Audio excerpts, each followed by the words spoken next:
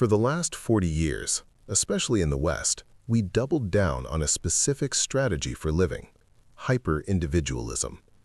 We focused almost exclusively on our own careers, our own metrics, and our own personal happiness.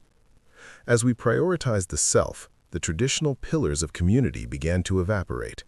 We stopped visiting community centers. Bowling leagues disappeared. Without these shared spaces, we started demanding that our jobs provide our entire sense of purpose and belonging. To fill the resulting void, a massive industry emerged. Entire sections of bookstores were dedicated to self-help, suggesting the cure for modern loneliness was to look even deeper inside our own heads. But after decades of introspection, we are more exhausted than ever.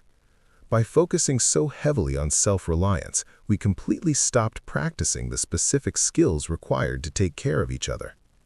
This brings us to a specific archetype: the fierce protector. They are the reliable advice giver and ultimate caretaker of their group. Outwardly, they present a wall of capability.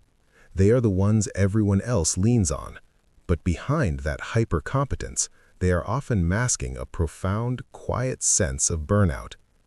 It creates a strange paradox. Why does the act of being so valuable to everyone else leave this specific type of person feeling so hollow? To understand the drain, we have to look at how a person's core driver, their why, is actually built. It isn't something you find in adulthood. It's psychologically locked in by your late teens.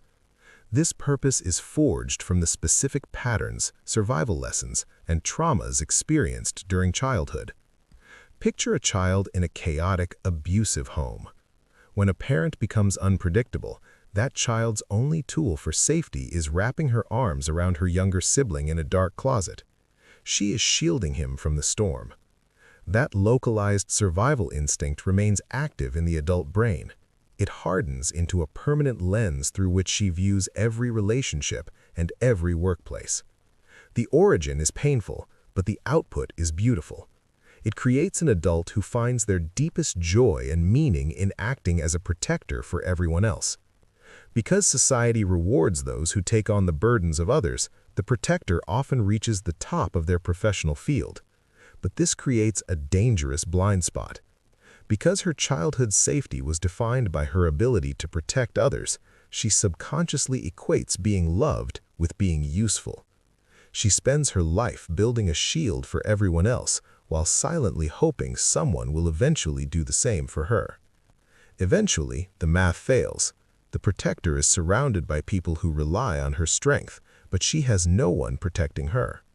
When the burnout hits, the self-help industry offers a flawed solution. It tells the exhausted giver to set stricter boundaries, to isolate, and to go back to working on herself. But you cannot fix a relational void in a vacuum.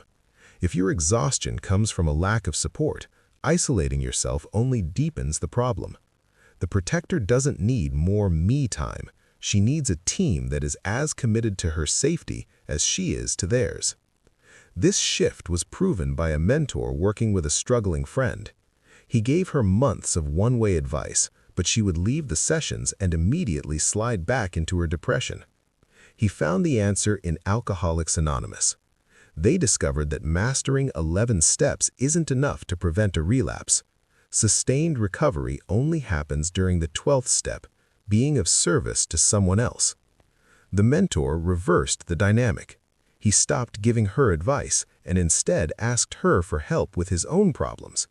He let her be the protector by exercising her core why for someone she cared about.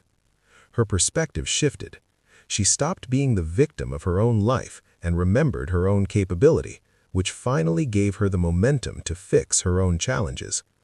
As social animals, we don't thrive by reaching a peak alone. We find stability in shared actualization, the moment when care becomes a mutual, repeating loop.